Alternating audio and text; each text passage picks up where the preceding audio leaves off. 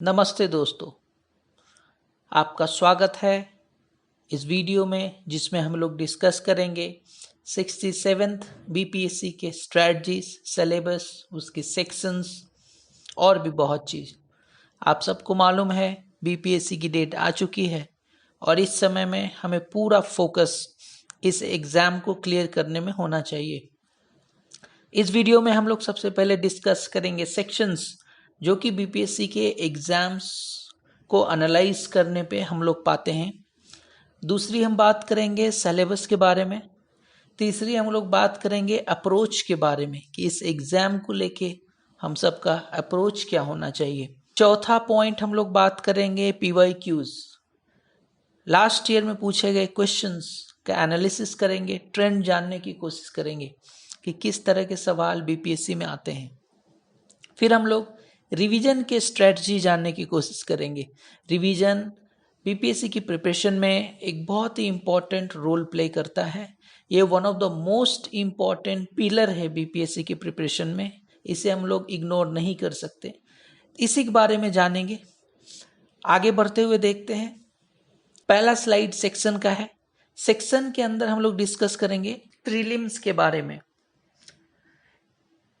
इसमें एक पेपर होता है 150 क्वेश्चन का, 150 मार्क्स, 2 घंटा का टाइम होता है इसमें।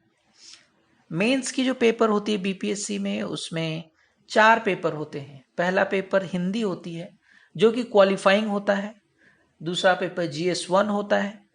तीसरा पेपर GS2 होता है और चौथा पेपर ऑप्शनल होता है जो कि आपके इंटरेस्ट पे डिपेंड करता है।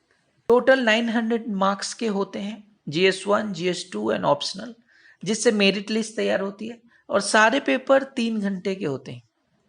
इंटरव्यू में 120 मार्क्स का होता है।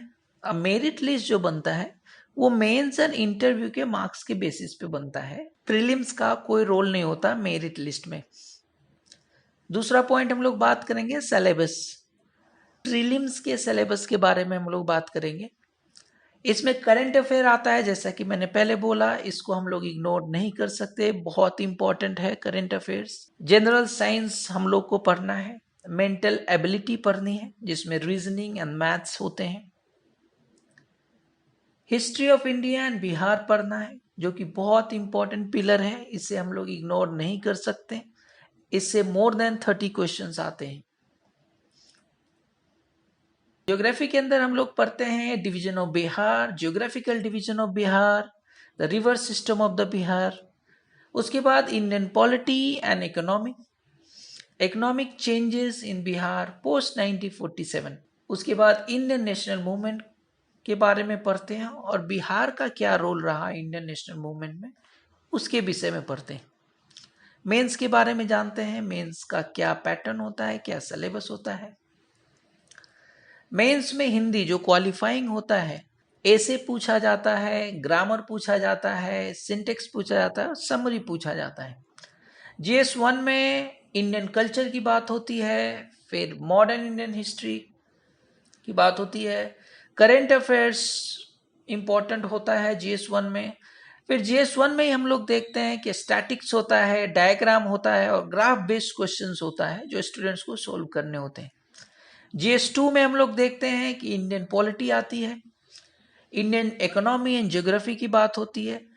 फिर साइंस एंड टेक के बारे में GS2 में हम लोग को पढ़ना होता है, देखना होता है कि साइंस एंड टेक का क्या रोल रहा है इंडिया के डेवलपमेंट में और क्या इम्पैक्ट रहा है इंडिया के डेवलपमेंट में।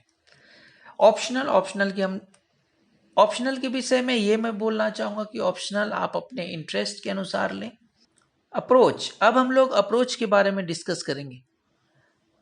प्रीलिम्स के लिए क्या अप्रोच होना चाहिए, इस विषय में हमारा अप्रोच ये होना चाहिए कि हम पहले प्रीवियस ईयर क्वेश्चंस की मैपिंग करें, एरिया को आइडेंटिफाई करें कि किस एरिया से ज़्यादा क्वेश्चंस आ रहे हैं।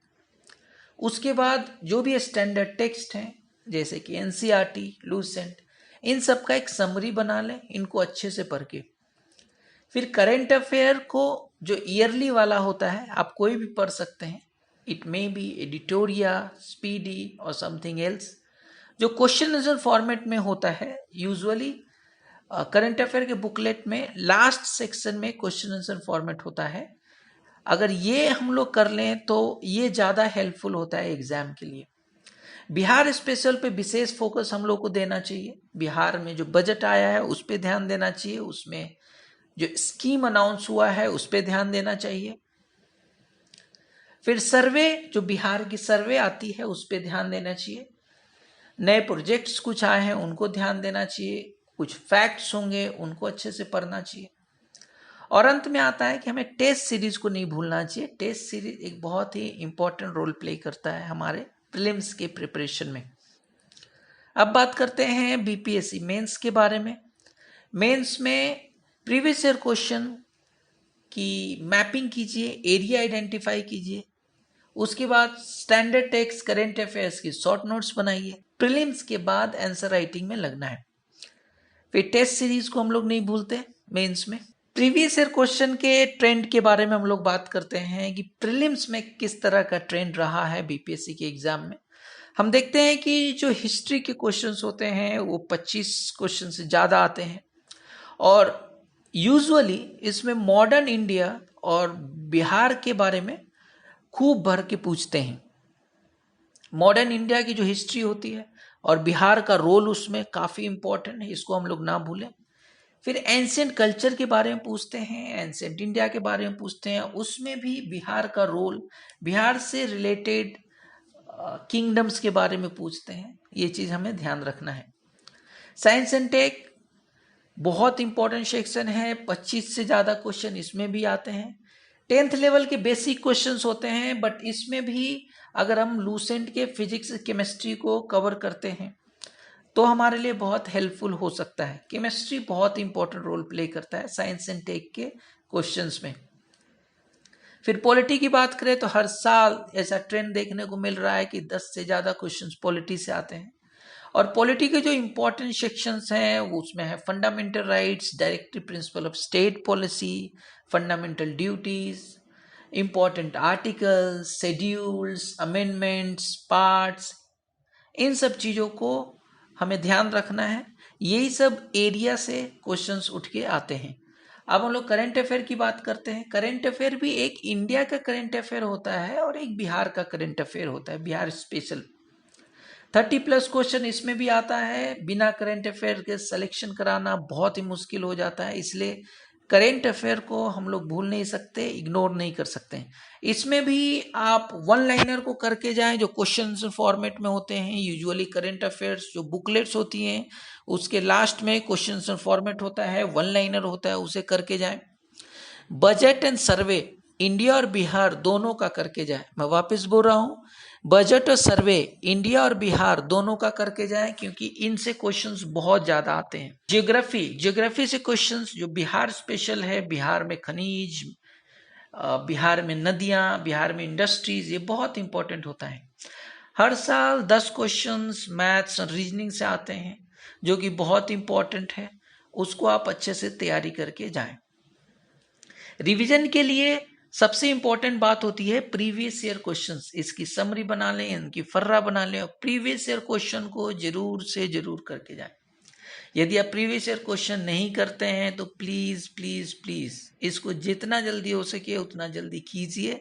करेंट अफेयर्स को आप बिल्कुल इग्नोर नहीं कर सकते। इनका भी पॉइंट्स सब पॉइंट्स समरी नोट्स बना के रखे हो, इन्हें बार बार पढ़ें। उसके बाद स्टैंडर्ड टेक्स्ट, इनके भी समरी आपके पास होनी चाहिए, इनको बार बार पढ़ें। रिवीजन की यही स्ट्रेटजी है।